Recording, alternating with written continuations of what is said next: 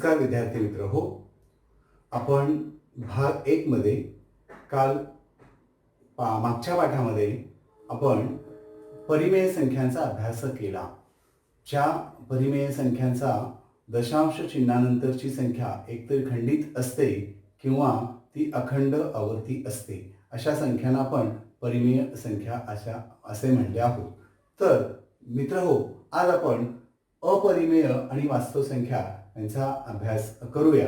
तर मित्रांनो, ज्या संख्या परिमेय नाहीत त्या संख्या म्हणजे अपरिमेय संख्या होय. तर अपरिमेय संख्या कॅपिटल क्यू या अक्षराने दर्शवतात. तर संख्या रेषेवर देखील शून्यच्या उजवीकडे धनसंख्या आणि शून्याच्या डावीकडे या ऋण संख्या असतात.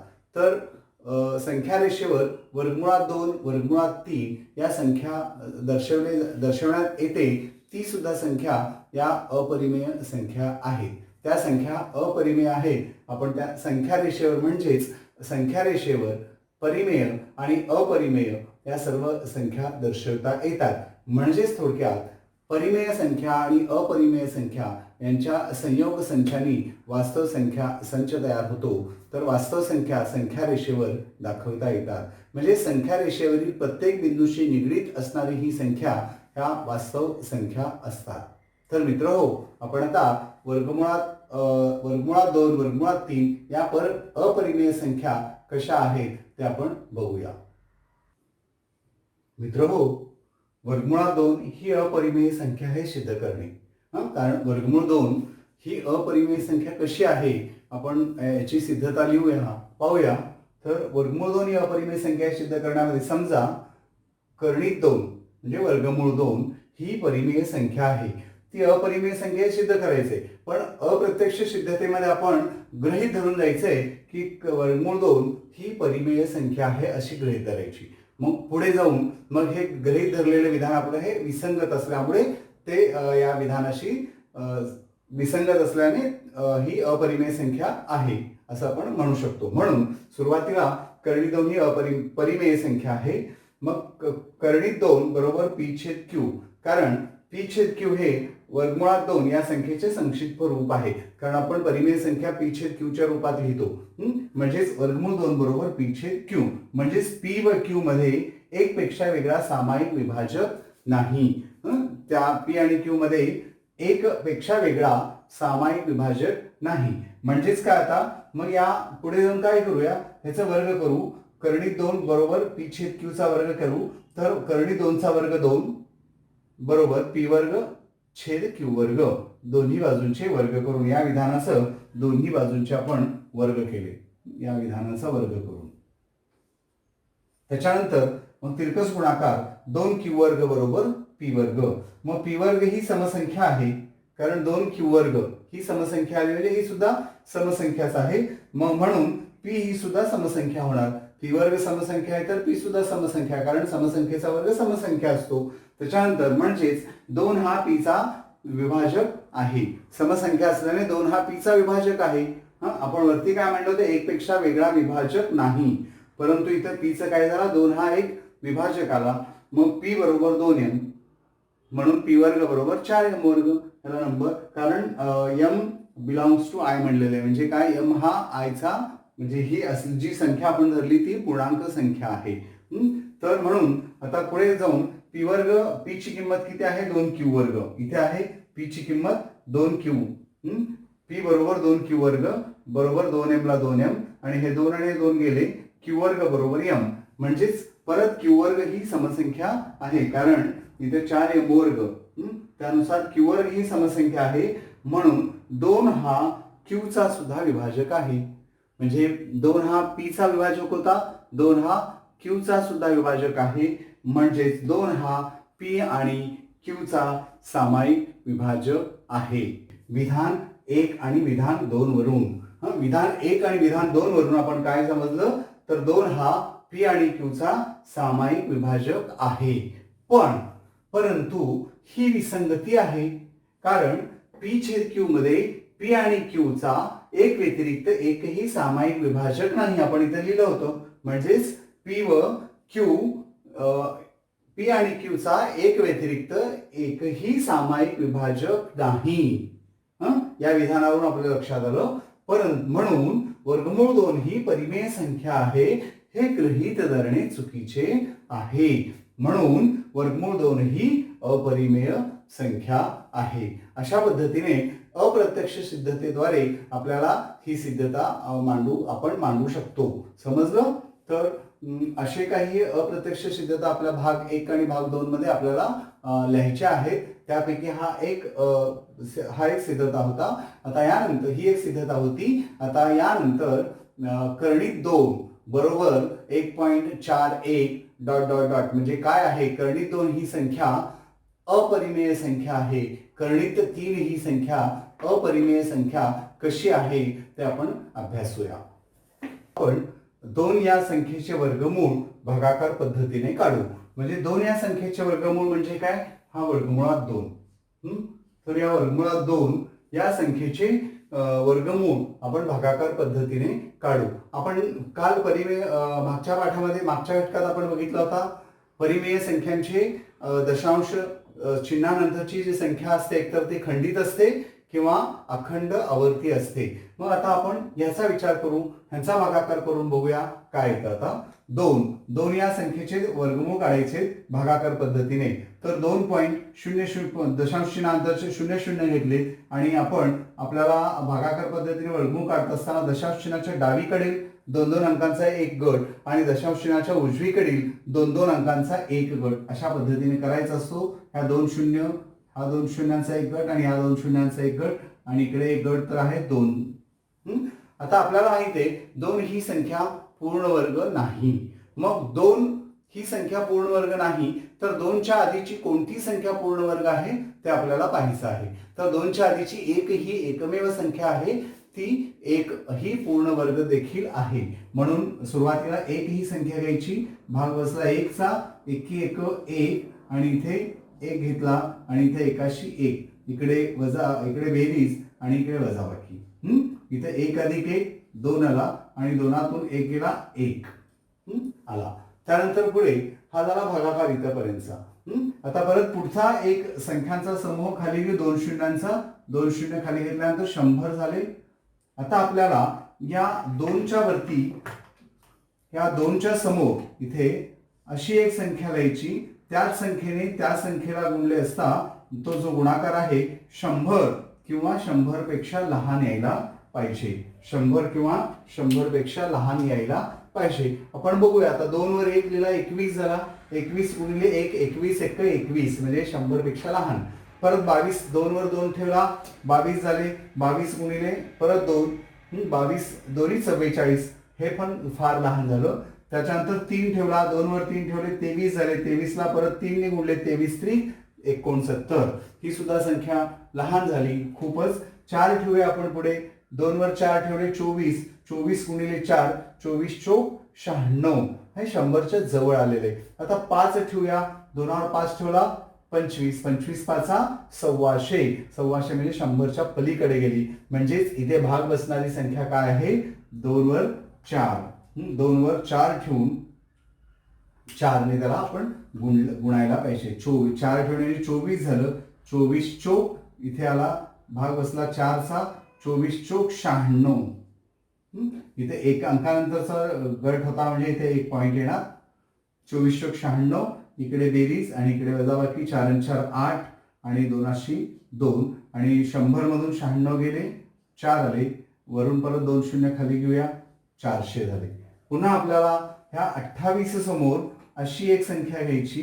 त्या संख्येने त्याच संख्येला गुणल्यानंतर येणारा गुणाकार हा 400 किंवा 400 पेक्षा लहान यायला पाहिजे. तर आपण काय करू आता 28च्या समोर इथे 28च्या समोर 1 लिहिला 281 येतं 281 येतं. आता 28च्या समोर 2 लिहून 2 ने गुणूया.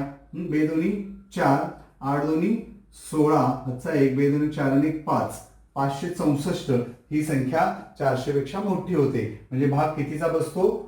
1चाच भाग बसतो. मग इथे भाग बसला 1चा 1चा.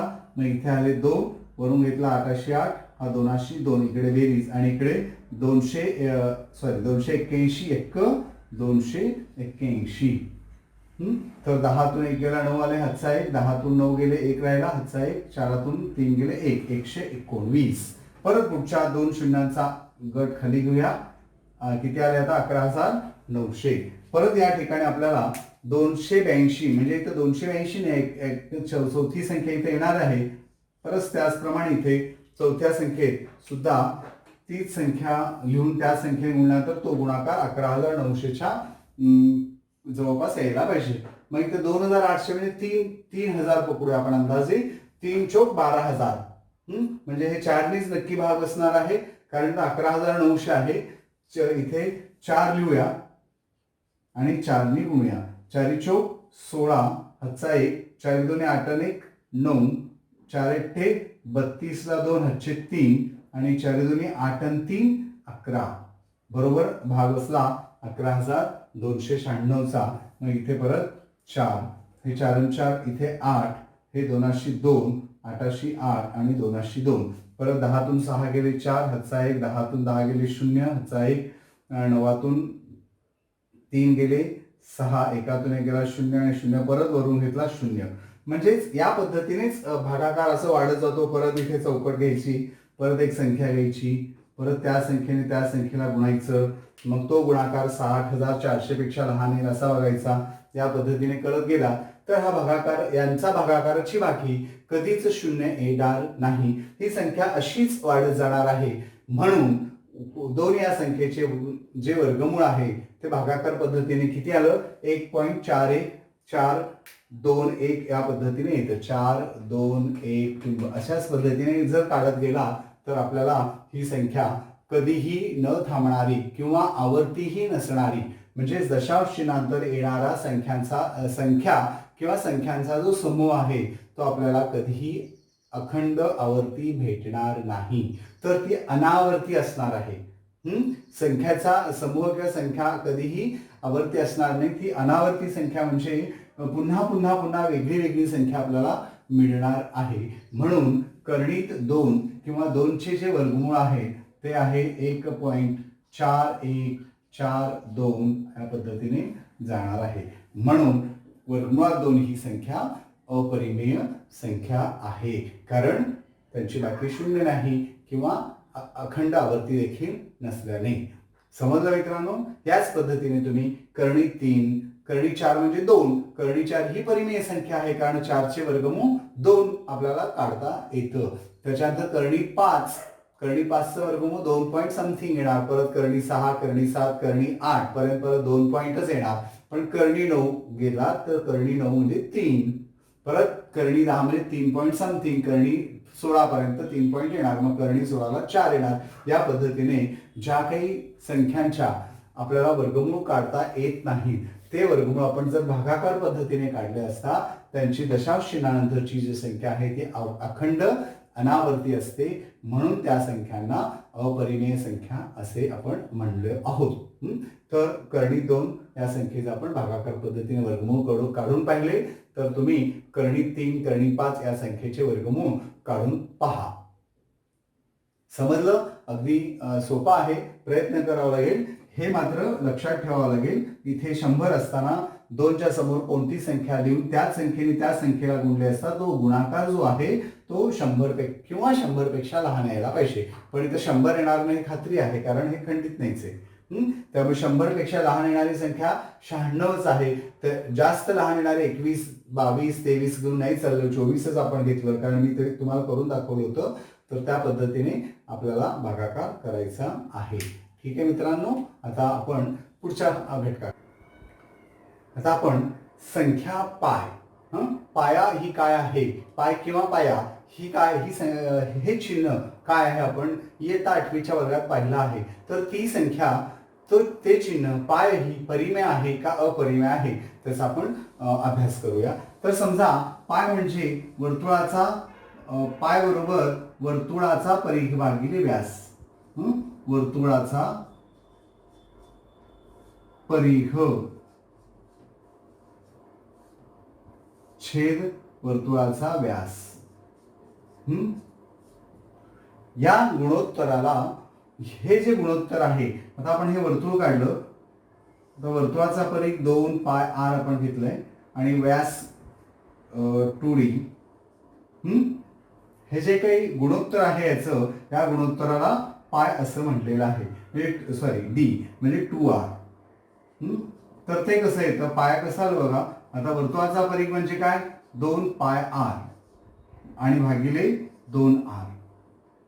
मग हे 2 2 गेले आणि आर गेले, म्हणजे पाय, म्हणजे राहिलेलं काय आहे, पाय. म्हणजे या दोघांचा जो गुणाकार आहे तो गुणाकार म्हणजे पाय राहतो. या पद्धतीने लक्षात आलं. तर पाय बरोबर वर्तुळाचा परिघ आणि व्यास यांचं हे गुणोत्तर आहे. तर समजा वर्तुळाच्या पायाची जर किंमत आपण बघितली तर अंदाजे एक तरी आहे पायाबरोबर 22/7. पायाबरोबर 22/7 किंवा पायाची दशांशी चिन्हात 3.14 या संख्या, या दोन्ही संख्या परिमेय आहेत. या दोन्ही संख्या काय आहेत, परिमेय आहेत. कारण 22ला 7ने भाग घातलं तर येणारी जी काही दशांश चिन्हानंतरची जी संख्या आहे ती संख्यांचा समूह आहे ती आवर्ती येणार आहे, म्हणून 22/7 ही परिमेय संख्या आहे. हे पायाच्या अंदाजे किंमत आहे. त्याच्यानंतर 3.14 ही सुद्धा 1-4 एवढंच लिहिलं, याचा अर्थ ती खंडित आहे. पुढे काही संख्याच लिहिलेले, डॉट दिलेले, डॉट डॉट डॉट पण दिलेले, म्हणून 3.14 ही सुद्धा पायाची अंदाजे दिलेली किंमत आहे. ती सुद्धा परिमेय संख्याच आहे. ही सुद्धा परिमेय संख्या आहे. परंतु पाय हे काय आहे, अपरिमेय संख्या आहे. ही अपरिमेय संख्या आहे, हे आपण लक्षात ठेवायचं आहे. समजलं मित्रांनो. पाय काय आहे, वर्तुळाचा परिघ भागिले व्यास यांचं संक्षिप्त रूपात दिलेलं गुणोत्तर आहे. मग त्यांची जर अंदाजे किंमत आपण घेतली, दिलेली किंमत आहे ती 22/7 किंवा 3.14 ही परिमेय संख्या आहे. पण पाय हे चिन्ह मात्र काय आहे, अपरिमेय संख्या आहे. आता आपण अपरिमेय संख्यांचे गुणधर्म यांचा अभ्यास करूया. परिमेय संख्यांचे बहुतेक गुणधर्म अपरिमेय संख्यांना लागू होतात. परंतु बघूया आपण पहिला, परिमेय संख्या व अपरिमेय संख्या यांची बेरीज किंवा वजाबाकी ही अपरिमेय संख्या असते. पहिलं गुणधर्म, परिमेय संख्या व अपरिमेय संख्या यांची बेरीज किंवा वजाबाकी ही अपरिमेय संख्या असते. हा झाला गुणधर्म 1. त्याच्यानंतर 2 नंबरचा गुणधर्म, शून्येतर परिमेय संख्या व अपरिमेय संख्या यांचा गुणाकार किंवा भागाकार ही सुद्धा एक अपरिमेय संख्या असते. शून्येतर परिमेय संख्या व अपरिमेय संख्या यांचा गुणाकार किंवा भागाकार ही सुद्धा अपरिमेय संख्या असते. त्याच्यानंतर तिसरा जो गुणधर्म आहे, 2 अपरिमेय संख्यांची बेरीज, वजाबाकी, गुणाकार आणि भागाकार हे मात्र परिमेय किंवा अपरिमेय संख्या असू शकतात. अशा पद्धतीने अपरिमेय संख्यांचे हे गुणधर्म आहेत. तर वास्तव संख्यांच्या क्रमसंबंधातले गुणधर्म आपण याच्या आधी बघितलंय. परिमेय संख्यांचे जे गुणधर्म होते त्याच पद्धतीने वास्तव संख्यांचे सुद्धा क्रमसंबंधाचे गुणधर्म आपण आता पाहायचे आहेत. मित्रहो, आता आपण वास्तव संख्यांमधील क्रमसंबंधांचे गुणधर्म अभ्यासूया. पहिला गुणधर्म असा आहे, जर ए आणि बी या 2 वास्तव संख्या असतील तर त्यांच्यामध्ये ए बरोबर बी तर असू शकेल, ए हा बी पेक्षा मोठा असू शकेल किंवा ए हा बी पेक्षा लहान असू शकेल. यापैकी कोणता तरी एक संबंध असतो. म्हणजे ए बरोबर बी असेल, ए बी पेक्षा लहान, ए बी पेक्षा मोठा, यापैकी कोणता तरी एक संबंध असतो. हा झाला एक पहिला. जर ए हा बी पेक्षा लहान आहे आणि बी हा सी पेक्षा लहान आहे तर ए हा सी पेक्षा लहान होणार. कारण सगळ्यात मोठा कोण आहे, मग इथे ए हा बी पेक्षा लहान, बी हा सी पेक्षा लहान, म्हणजे सगळ्यात मोठा सी असणार आहे, म्हणून ए हा सी पेक्षा लहान असणार आहे. त्याच्यानंतर तिसरा गुणधर्म, जर ए हा बी पेक्षा लहान आहे तर ए अधिक सी हा सुद्धा बी अधिक सी पेक्षा लहान असणार आहे. कारण ए हा लहान आहे बी पेक्षा, तर दोन्हीकडे समान संख्या मिळवलं, समान संख्या मिळवून येणारे जर बेरीज बघितली ती सुद्धा संख्या ती लहान येणार आहे. त्यानंतर जर ए हा बी पेक्षा लहान आहे आणि जर सी ही शून्यापेक्षा मोठी आहे, म्हणजे याचा अर्थ काय, सी ही धनसंख्या आहे, तर ए सी हा BC पेक्षा लहान आणि जर C ही शून्यापेक्षा लहान असेल तर उलट होणार, AC मोठा होणार BC पेक्षा. या पद्धतीने तुम्ही A आणि B या ठिकाणी दोन संख्या घेऊन या नियमांचा परताळा करून पाहू शकता. या अशा पद्धतीने वास्तव संख्यांमधील क्रमसंबंधांचे हे गुणधर्म आपण अभ्यासले आहेत. आता आपण पुढे जाऊया. सराव संच नाही, ऋण संख्येचे वर्गमूळ काय असतं ते आपण बघूया. आता आपण ऋण संख्येचे वर्गमूळ पाहूया. कोणत्याही वास्तव संख्येचा वर्ग ही नेहमी ऋणोत्तर संख्या येते. ऋणोत्तर म्हणजे काय? ऋण नसलेली, म्हणजेच एकतर ती शून्य असणार आहे किंवा ती धन असणार आहे. पुन्हा एकदा ऋणोत्तरचा अर्थ काय? ऋणोत्तर म्हणजे ऋण नसलेली, शून्य किंवा शून्यापेक्षा मोठी संख्या असा त्याचा अर्थ आहे. कोणत्याही वास्तव संख्येचा वर्ग ही नेहमी ऋणोत्तर संख्या येते. कोणत्याही वास्तव संख्येचा वर्ग कधीही ऋण नसतो. कोणत्याही वास्तव संख्येचा वर्ग कधीही ऋण नसतो. मग आपण बघूया.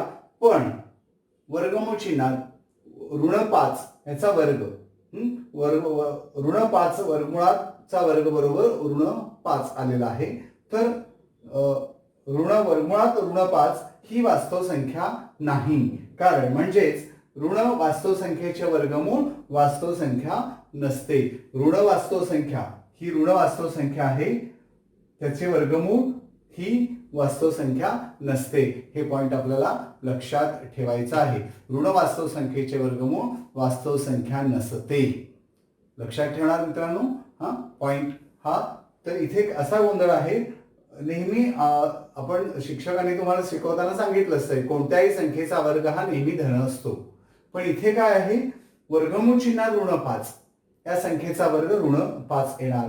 कारण या पद्धतीने जर आपण बघितलात तर ऋण 5 चा घातांक वर्गमूळ म्हणजे 1/2 घातांक आणि त्याचा घातांक 2. घातांकाच्या नियमानुसार मग ऋण 5 चा 1/2 गुणिले 2 केला.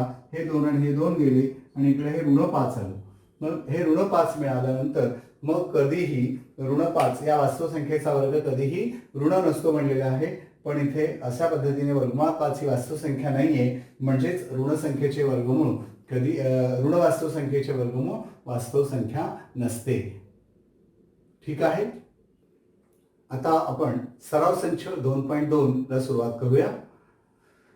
तर सराव संच 2.2 मध्ये पहिला प्रश्न आहे 4 वर्गमूळा 2 ही संख्या अपरिमेय आहे हे सिद्ध करा.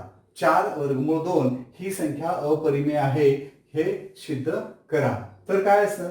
समजा 4 ते काय म्हणलंय 4 वर्गमुळात 2 ही अपरिमेय संख्या आहे सिद्ध करा. समजा 4 वर्गमूळ 2 ही संख्या परिमेय आहे असं हे आपण गृहीत धरलं. आपण हे गृहीत धरायचे की 4 वर्गमूळ 2 ही संख्या परिमेय संख्या आहे. तर 4 वर्गमूळ 2 बरोबर a/b अशी लिहिता येईल, ज्यात a व b या पूर्णांक संख्या आहेत आणि b ची किंमत 0 नाही असं आपण धरलेलं आहे. कारण b हा शून्य नसतो. छेदस्थान अपूर्णांकाचा छेदस्थान कधी 0 घेता येणार नाही आपल्याला. मग आता काय केलं? हे 4 इकडे आणले. वर्गमुळात 2 बरोबर a/4b वेगवेगळ्या पद्धतीने सोडवता येतं. इकडून तिकडे नेणं किंवा तिकडचे इकडे आणणे. आता b जर इकडे आणलं तर 4 वर्गमुळात 2 b बरोबर a झालं असतं. पण इकडची संख्या अपरिमेय आणि a ही पूर्णांक संख्या आहे आणि ती परिमेय आहे, म्हणून आपण वेगळ्या पद्धतीने जाऊ शकतो. पण आता मी या एका पद्धतीने सांगतोय. 4 इकडे आणले. 4 वर्गमुळात 2 बरोबर a/4b याला नंबर 1 म्हणूया. तर आता a व b या पूर्णांक संख्या आहेत, म्हणजे या समीकरणाची जी उजवी बाजू आहे a/4b ही परिमेय संख्या आहे. कारण पूर्णांक संख्या ही परिमेय संख्या असते, म्हणून a/4b ही परिमेय संख्या आहे. म्हणजे समीकरण 1 ची जी डावी बाजू आहे, वर्गमुळात 2 ही अपरिमेय संख्या आहे आणि त्याची उजवी बाजू जी आहे a/4b ही परिमेय संख्या आहे. म्हणजेच वर्गमूळ अपरिमेय संख्या आणि परिमेय संख्या दोन्हीही संख्या समान असणार नाही. म्हणजे समीकरण 1 ची डावी बाजू अपरिमेय संख्या आणि उजवी बाजू परिमेय संख्या अशी विसंगती मिळते. म्हणून 4 करणी 2 ही परिमेय संख्या मानणे चुकीचे आहे. म्हणून 4 करणीत 2 ही परिमेय संख्या नाही, म्हणजेच ती अपरिमेय संख्या आहे. अशा पद्धतीने याला ही सुद्धा अप्रत्यक्ष सिद्धतेने सोडवलेली, म्हणजे आपण गृहीत धरून जे सोडवतो ती अप्रत्यक्ष, प्रत्यक्षातली वेगळी. अप्रत्यक्ष सिद्धतेने आपण गृहीत धरून सोडवलं, मग ते आपलं विधान जे होतं ते विसंगत आलं यांच्याशी, म्हणून ती अपरिमेय संख्या आहे असं आपण म्हणलो. समजलं विद्यार्थी मित्र हो? एक 2-4 वेळा वाचून घ्या, व्यवस्थित लक्ष द्या आणि समजून घ्या. अशा पद्धतीने फक्त इथं आकडे बदलू शकतील, उदाहरण मॅटर तर तोच असणार, याच पद्धतीने आपल्याला लिहावं लागणार आहे. ठीक आहे, आपण आता उदाहरण 2 कडे जाऊया. आता आपण दुसऱ्या उदाहरणाकडे जाऊया. 3 अधिक कर्णी 5 ही सुद्धा अपरिमेय संख्या आहे हे सिद्ध करा. तर विद्यार्थी मित्रांनो, यामध्ये सुद्धा अशाच पद्धतीने समजा 3 अधिक कर्णी 5 ही संख्या परिमेय संख्या आहे. परत अप्रत्यक्ष सिद्धता. 3 अधिक कर्णी 5 ही परिमेय संख्या आहे. परिमेय संख्या म्हणजे ते पी छेद क्यू ही परिमेय संख्या आहे. मग म्हणून 3 अधिक कर्णी 5 बरोबर पी छेद क्यू अशी लिहिता येईल, ज्यात पी व क्यू या पूर्णांक संख्या असून क्यू बरोबर 0 नाही. अशा पद्धतीने पी व क्यू या पूर्णांक संख्या आहेत, म्हणून कर्णी 5 बरोबर पी छेद क्यू हे धन 3 हे पलीकडे नेल्यावर ऋण 3 झाले. कर्णी 5 बरोबर पी छेद क्यू वजा 3 हे झालं समीकरण नंबर 1. यामध्ये समीकरणाची जी डावी बाजू आहे वर्गमुळात 5 ही अपरिमेय संख्या आहे आणि समीकरणाची जी उजवी बाजू आहे ती पी छेद क्यू वजा 3 ही परिमेय संख्या आहे. तर समीकरण 1 ची डावी बाजू अपरिमेय संख्या आणि उजवी बाजू परिमेय संख्या अशी विसंगती येते, म्हणून 3 अधिक कर्णी 5 ही परिमेय संख्या मानणे चूक आहे. म्हणजेच 3 अधिक कर्णी 5 ही परिमेय संख्या नसून ती अपरिमेय संख्या आहे हे सिद्ध होते इथे. याप्रमाणे आपल्याला हे सुद्धा उदाहरण सिद्ध करता आलं. प्रयत्न करायचे, अभ्यास करा व्यवस्थित. उदाहरण अगदी सोपे आहे. विद्यार्थी मित्रांनो, आता आपण चौथ्या प्रश्नाकडे वळूया. चौथा प्रश्न असा आहे, पुढे दिलेल्या संख्यांच्या दरम्यानच्या कोणत्याही 3 परिमेय संख्या लिहा. पुढे दिलेल्या संख्यांच्या दरम्यानच्या कोणत्याही 3 परिमेय संख्या लिहा. पहिला आहे 0.3 आणि ऋण 0.5. ऋण 0.5. याच्या आधी आपण थोडंसं स्पष्टीकरण देतो मी तुम्हाला. आपण जेव्हा 1, 2, 3, 4 आणि 5 अशा संख्या मी घेतलेल्या आहेत. 1, 2, 3, 4 आणि 5. आता समजा मी तुम्हाला 1 आणि 5 या 2 परिमेय संख्या आहेत, त्या 2 परिमेय संख्यांच्या दरम्यानच्या 3 संख्या लिहा अशा पद्धतीने सांगितलं, तर काय करता येईल आपल्याला?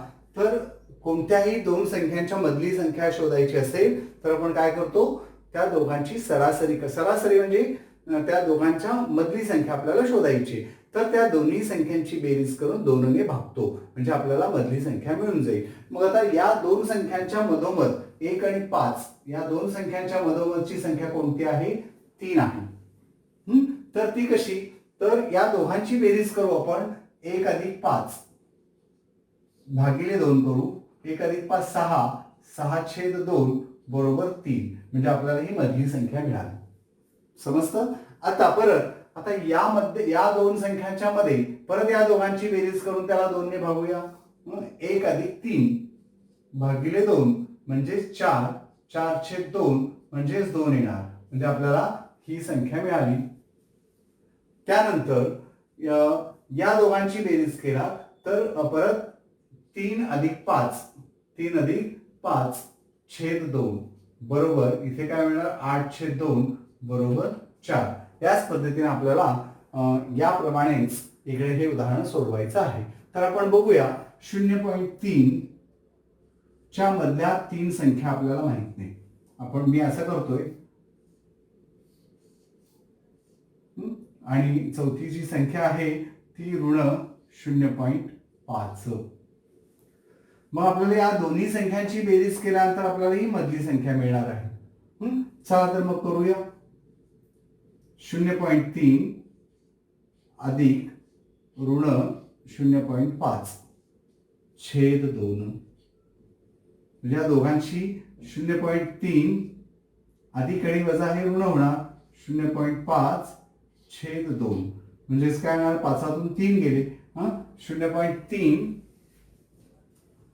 0.3 वजा 0.5 म्हणजेच ऋण 0.2 येणार बरोबर ऋण 0.2 ऋण 0.2 छेद 2 बरोबर ऋण 0.1 म्हणजे काय आलं या दोन्ही संख्यांच्या मधली जी संख्या आहे ती काय आली इथे लिहितो तोपर्यंत मी ऋण 0.1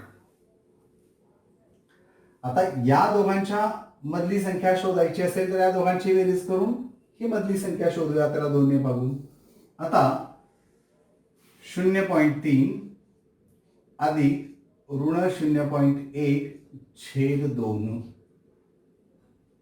इथे काय आलं 0.3 वजा 0.1 छेद 2 म्हणजेच इथे काय आलं परत 3 1 गेला 0.2 येणार धनसंख्या मोठी आहे 0.2 छेद 2 बरोबर इथे आलं 0.1 म्हणजे इथली संख्या आली 0.1 त्यानंतर आता या दोघांची करूया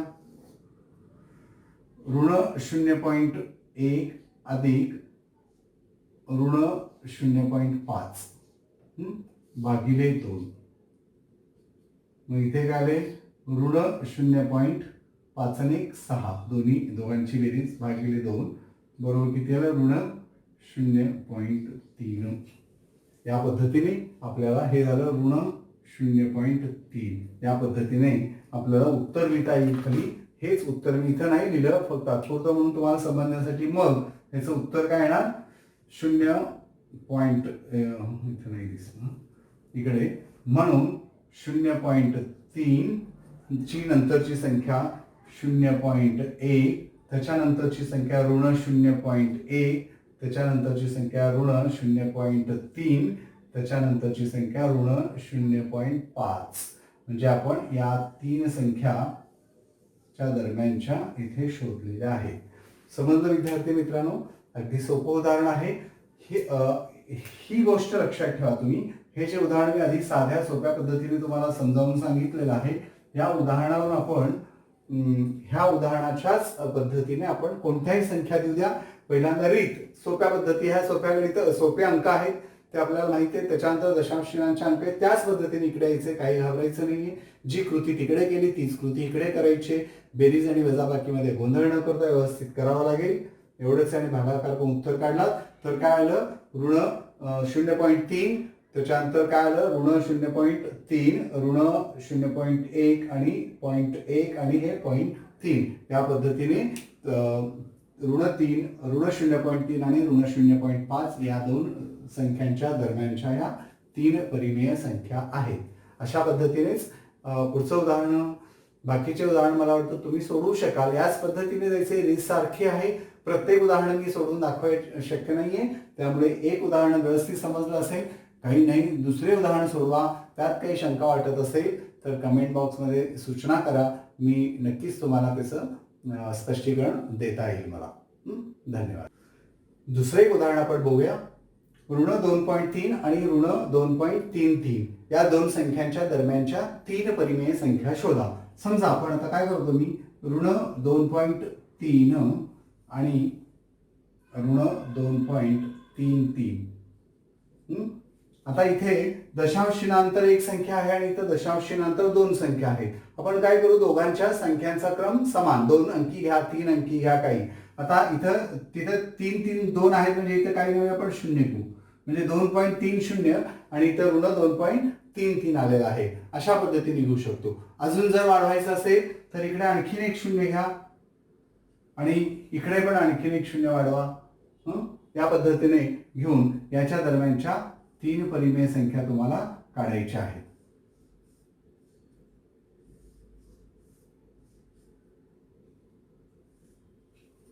आता आपण काढूया मगाशी सांगितल्याप्रमाणेच या दोन संख्यांची बेरीज आणि भागिले 2 पहिल्यांदा आपण काय करूया ऋण 2.300 अधिक ऋण 2.330 छेद 2. आता डायरेक्ट लिहू शकलो असतो धन आणि ऋणची, आपण करू इथे ऋण 2.300 ऋण 2. धन आणि ऋणची बेरीज ऋण होते 330 छेद 2, किंवा या दोन्ही ऋण संख्यांची बेरीज आहे, म्हणजे डायरेक्ट आपण करू शकतो. डायरेक्ट ठीक आहे, आता लिहिले तर आपण पुढे काय करू, आता किती आले मग, 0 0, 0 आणि 3 3 आणि 3 आणि 3 6, पॉईंटला पॉईंट, ऋण 2 आणि ऋण 4 छेद 2. या दोघांना 2 ने भागूया, काय येतं बघूया आता, बेक बे, बे 2 4, बे 3 6, बेक बे 1 राहिला, बे 5 10, म्हणजे ऋण 2.315. म्हणजे इथली संख्या मिळाली, म्हणजे मधली संख्या आपल्याला मिळाली ऋण 2.315. आता या दोन संख्या घेऊन इथली संख्या शोधायची आहे आणि या दोन संख्या घेऊन इथली संख्या शोधायची आहे. ते तुम्ही करू शकाल, सोपं आहे. याच पद्धतीने घ्यायचे आणि उदाहरणं सोडवायची आहेत. समजलं मित्रांनो? या पद्धतीने 3 भाग करा, या दोघांची बेरीज करून मधली संख्या 2 ने भागून मधली संख्या घ्या आणि या दोन्ही संख्यांची बेरीज करून 2 ने भागून मधली संख्या तुम्ही करून पहा.